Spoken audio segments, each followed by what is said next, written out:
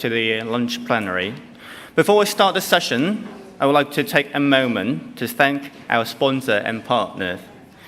We are much encouraged by the demand to be involved in this event and the deeper partnership and the programming opportunity throughout the year. None of these can be done without the kind help of our sponsors, strategic partners, media partners, who have provided both funding and thought leadership for our range of events and programs. Please join me in thanking them for their help.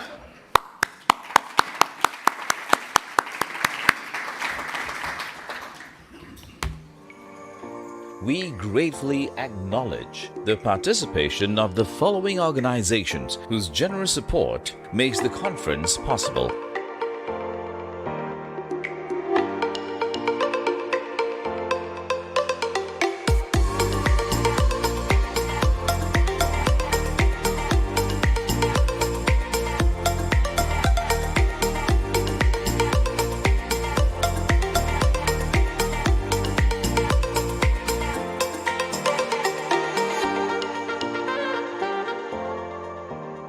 We thank the following media partners for their participation at the Asia Summit.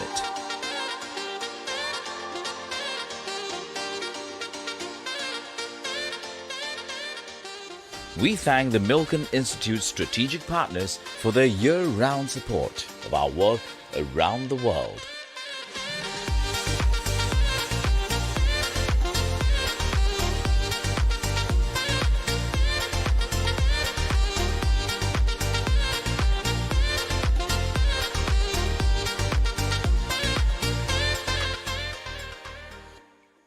Please welcome to the stage the Honourable Julia Gillard, 27th Prime Minister of Australia, in conversation with President of the Milken Institute, Richard Detizio.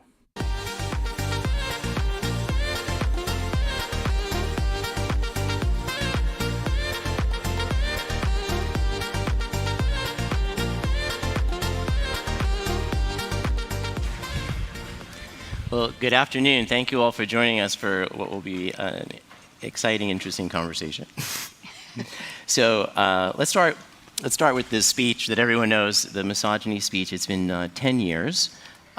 Rate for us the progress women have made over this decade, and which sectors do you feel more optimistic about, and which ones have a lot more work to do? Okay, I think we've got to start by saying, given it's the 10-year anniversary of the misogyny speech, I'm making it compulsory for people to say you don't look a day older, so if you could start with that.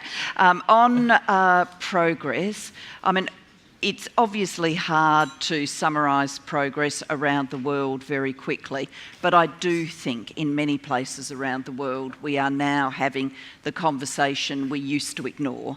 So when I was Prime Minister, the analysis of my Prime Ministership was that nothing about my Prime Ministership was explained by gender, nothing about its reception, its reporting, the things that happened.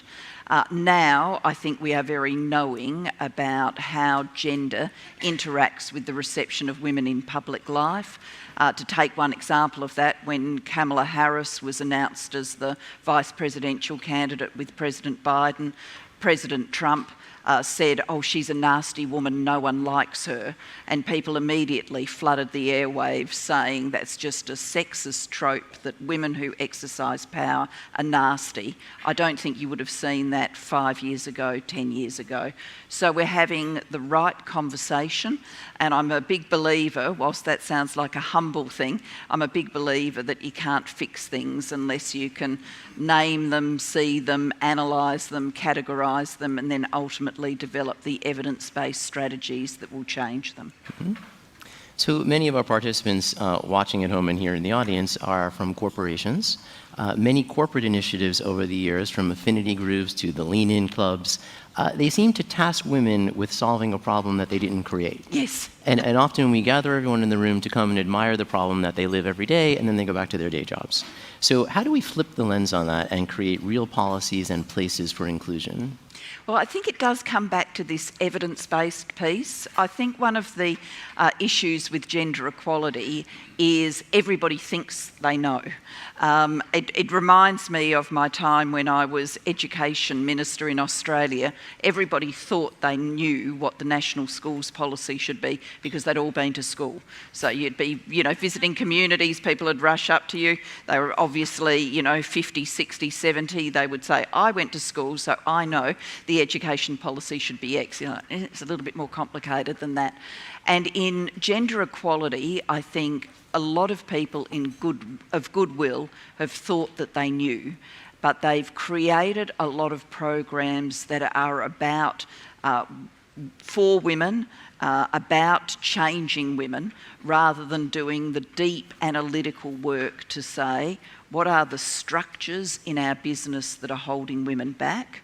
And also, what are the stereotypes that are holding women back?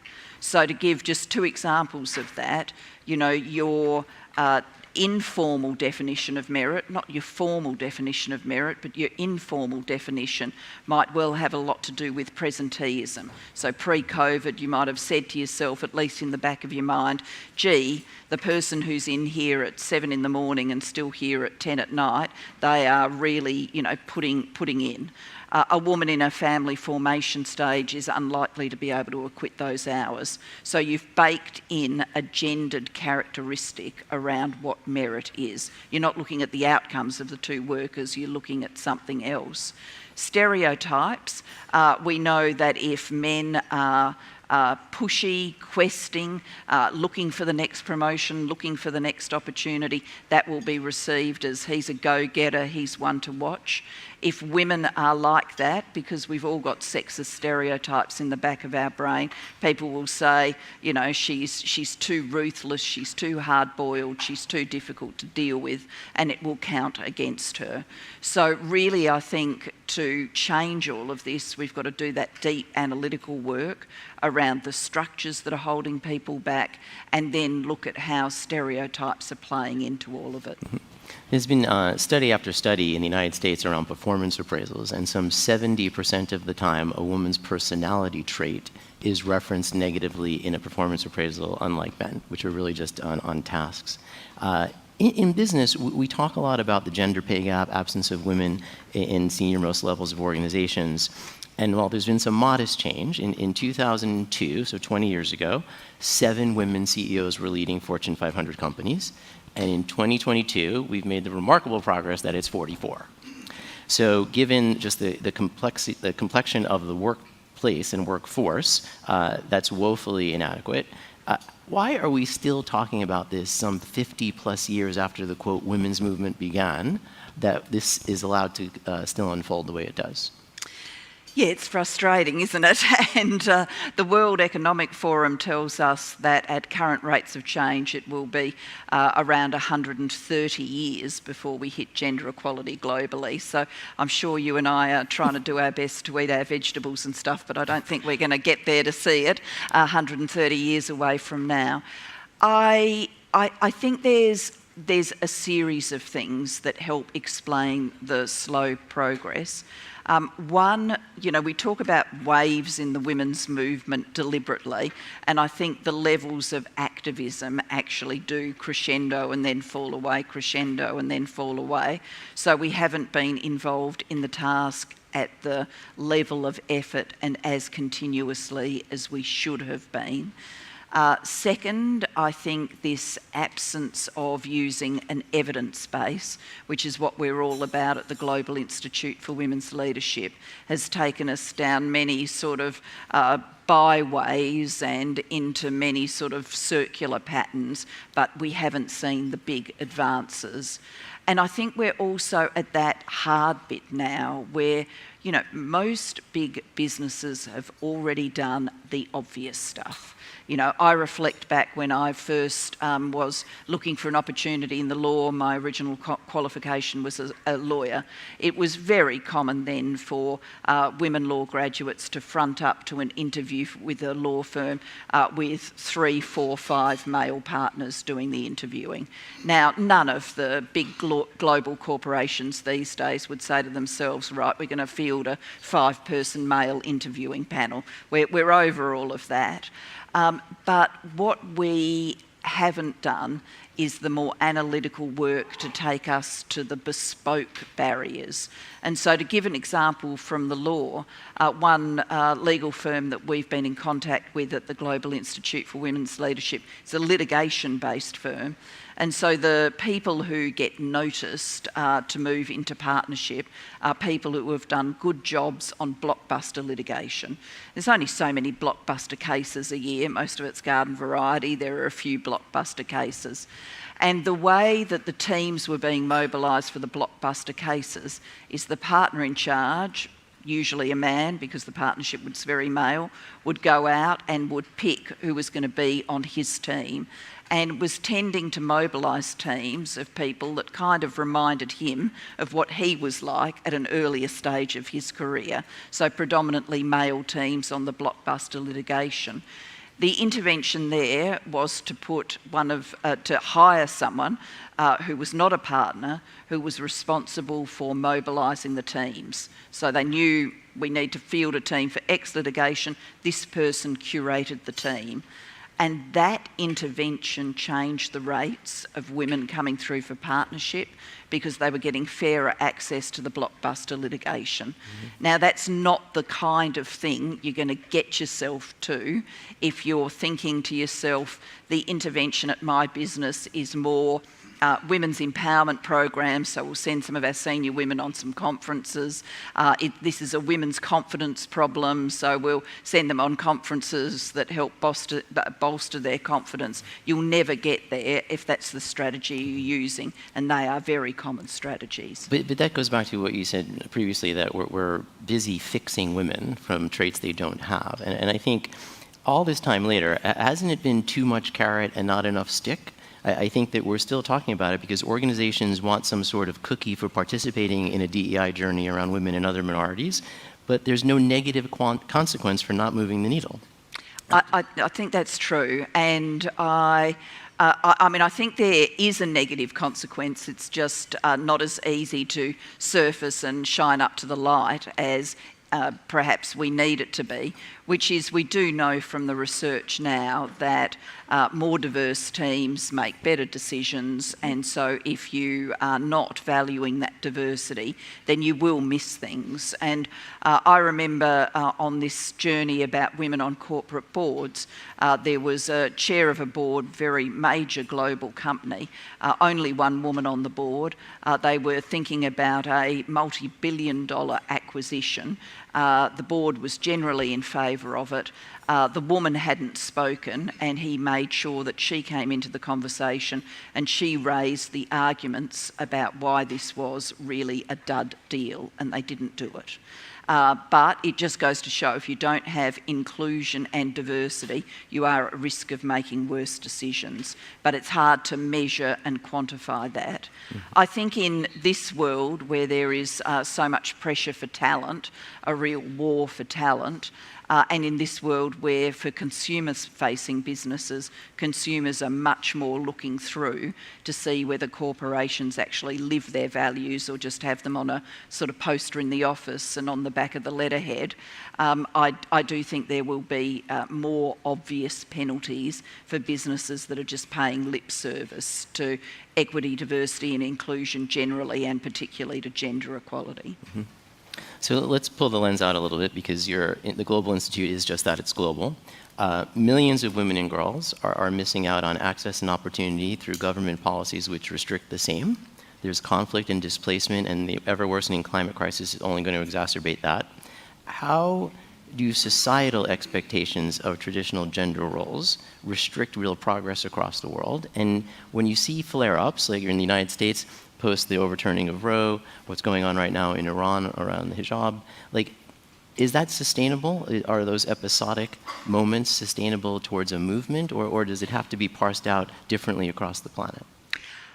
I think the strategies for pursuing gender equality will be customised to place, but they will have some things in common. And let me just explain that. I have a book coming out now around the 10-year anniversary of the misogyny speech, but the last book I was involved in, I co-authored with Ngozi Okonjo-Iweala, who's the head of the World Trade Organization. And we delved into all of the sort of science around women's leadership and interviewed women leaders around the world. And to take an example, we interviewed Ellen Johnson Sirleaf, the first woman to lead a nation in Africa. She was president of Liberia, a war-torn country, a very poor country, and her own life has a great deal of poverty and disadvantage in it. We interviewed Erna Solberg, who at that stage was Prime Minister of Norway, one of the richest and most gender-equal places on earth. And at first glance, you'd say to yourself, what on earth could these women have in common? You know, it's impossible, isn't it? And yet when we talk to them, many of the manifestations of sexism on their leadership journey had been the same. They had been about being judged on appearance, a disproportionate interest in family structures, being underestimated when they walked into a room, not being received with the authority that the various titles should have given them. Ellen Johnson Sirleaf talked about going to a meeting of the African Union. She was in that room as of right, as a president of a country, but she still knew there was an additional hurdle that unless she gave a really great speech, she was going to be dismissed. And so sexism has global manifestations, but the starting point is different in different countries. And so in many parts of the world, we're still fighting the struggle as to should girls be able to go to school, or at least should they be able to go to secondary school, or should they be forced to drop out, go into early marriage as they hit adolescence. Many parts of the world we're fighting for women's rights to be in the workforce, to control their own property, to choose who they're going to marry, to manage their reproductive choices. And so there are differentials about the starting point, but I think there's a commonality about it in terms of the things that women face. Okay. So we're very excited to have everyone back for an in-person event post-pandemic. I think in many ways the pandemic kind of ripped the Band-Aid off for a lot of women. Once childcare was unavailable, schools were closed. Women in the United States left the workforce in droves and have just very tepidly started to come back. They're still probably 3 to 1 out of the workforce than before the pandemic began. You know, again, like when we think about what can we collectively do to mitigate this crisis, which has now bled into some 51% of women post-pandemic are reporting mental health issues, it's becoming a crisis around the world. So how do we think from a policy perspective that the governments can kind of come in to this fray and do something curative? Yeah, we've certainly got to do different things. My one statistic I very clearly remember from the days of the pandemic is in the first big lockdown in the UK, there was a survey undertaken which showed in male-female couples with children, male-female couples with children being homeschooled, where both of them worked full-time and she was the higher income earner. Even in those couples, she disproportionately stepped up to the extra domestic labour caused by lockdown and homeschooling. So these choices are not economic choices. They've been put over time as economic choices. You know, a male-female couple, if he's earning more and, you know, the labour is needed at home and someone's career has to give, it makes economic sense for her career to give. But actually, when you see statistics like that one from the UK, this is about gender norms and roles, not about rational economic choices. And I think as we move beyond the critical days of the pandemic to where we are now, we've really got to look again at women's labour force participation and what makes it possible. And that takes us to better government regulation of things like paid parental leave for men and women, so we can have better models of shared care right from the start. It takes us to childcare arrangements, and in many parts of the world that is still something that families have to make up for themselves. There aren't government policies that support childcare. And then I think women are increasingly saying to themselves, well, if this isn't a fair journey, all the way through, why should I stick it? You know, why should I put myself through years of bro culture to try and get to the top of this business? If it's going to be that hard, then I'm going to make some other choices. And there's certainly some data that's suggesting that women are moving to portfolio-based careers earlier in life, and perhaps earlier than they should, just because that sort of ultra-male culture of the C-suite has worn them down. And so I think we've got to be talking about those cultural pieces as well as the big regulatory government platform pieces. Mm-hmm. And I think the historically male culture inside every organization has made child rearing a women's issue, and therefore benefits around that are a women's issue instead of thinking about parenting, where both genders would participate. When we think about you and your career, you were the first and still only woman to have ever been the Prime Minister of Australia. Is that representation ever burdensome in some way? I wouldn't say burdensome. There was a phase of my career where, I'd left politics, I took up a number of international engagements, I'd be travelling around the world and people would rush up to me and say, oh, the misogyny speech. It's like, that's lovely, but, I was in politics for 15 years. Do they make you recite it again? Yeah. No. In politics for 15 years, I was Deputy Prime Minister for 3 years, I was Prime Minister for 3 years, and apparently it all comes down to one speech. So that used to frustrate me a little bit, but I'm kind of at peace with it now.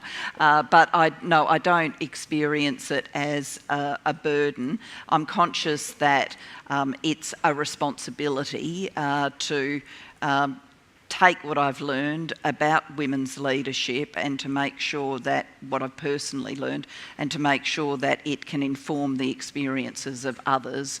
I'm someone who believes only you look back so you can do things better for the future. And my political career is well and truly over, but I think I can look back and perhaps help prepare people for a better future for women in leadership. And that's what led me to found the Global Institute for Women's Leadership at King's College London, and I'm now delighted we've got a sister institute at the Australian National University in Canberra, and I do hope we can work with people in this room and beyond to make a real difference. Okay. So I see that we're almost out of time, so I want to go through just a couple of very quick lightning round questions. Uh-oh. Okay. So who do you consider a role model or mentor, and what did you learn about yourself through your relationship with them? A very strong mentor of mine was a woman called Joan Kerner. She was the first woman to be Premier of the state of Victoria, and I was personally close to her and her family. And I think I learned from her some things about resilience and humour that I've taken with me. Okay. What world leader, past or present, most surprised you and why? Most surprised me? Oh, that's actually a great question. I would say Chancellor Merkel, who I guess surprised me with her warmth and way of making sure I was included when I was new to forums like the G20, and that's not her TV image, I don't think. Mm-hmm. What's the trait you most dislike in other people? The not listening. Having ended up in a world of men for many, many years, and I still go into forums that are predominantly male, the sometimes inability to listen and respond as opposed to say what they were thinking of anyway, that frustrates me. Okay. And this last one, what do you know about yourself for certain today that you didn't know 10 years ago when you made that speech?